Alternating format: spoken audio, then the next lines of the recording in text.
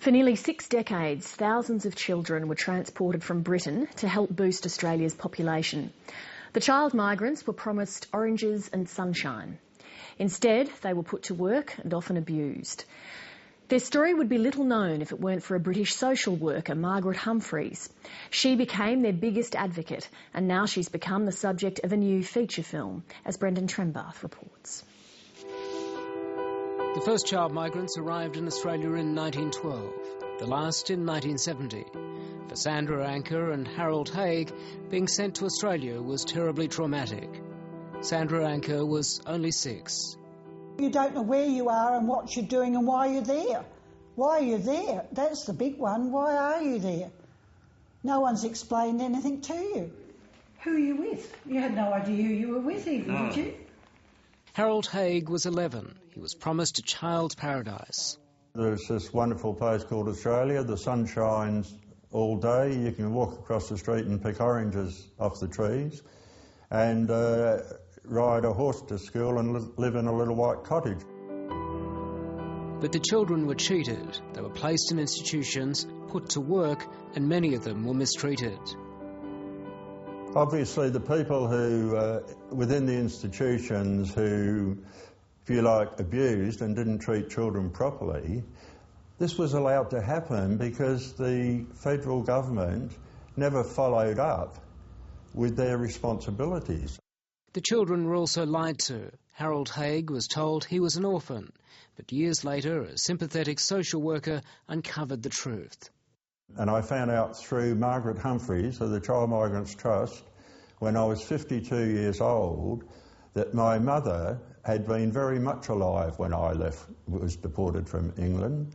She was living within a couple of miles from where I was deported from, where I was living, and she never left that area. Social worker Margret Humphreys has helped hundreds of former child migrants find out their family history. She was first asked for help about 25 years ago. I think that takes us back to probably 1986, 1987, when I first came to Australia to really investigate and research.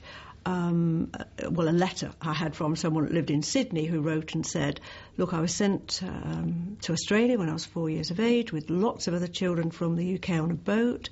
Our parents are all dead, but I wonder if you can find my family. It was the first of many sad stories she would hear.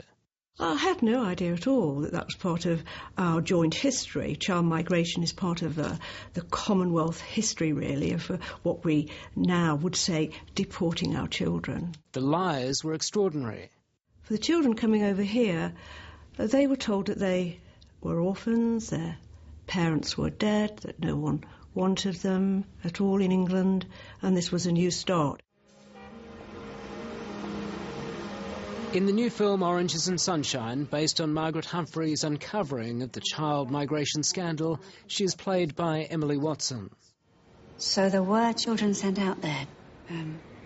Do you know how many? When? Why were they sent? I've already told you. We don't have any more information. I've got this very strong memory, and when I was in the children's home in the UK, I was only 10. Hugo Weaving and David Wenham play former child migrants trying to trace their family history. We really wanted to home in on identity, and thematically we were interested to explore identity and kind of what makes us who we are, and what happens if elements of our identity are taken away, how we recover from that. Then we're processed in here. The film is set in the mid-1980s when Margret Humphreys first discovered the impact of the child migrant scheme. She travelled to Western Australia to learn more. The filmmakers wanted to film in Perth, but the whole look of the city has changed with the latest mining booms. Although we did a lot of research in Perth, as we were going round, it became clear that it didn't look like Perth in 1986 anymore. There were a lot of very modern buildings for a start, so we had a bit of a problem there. The director, Jim Loach, searched around the country and settled on Adelaide. While the film was in production, both the UK and Australian governments issued formal apologies to former child migrants. We come together today to deal with an ugly chapter in our nation's history. And we come together today to offer our nation's apology.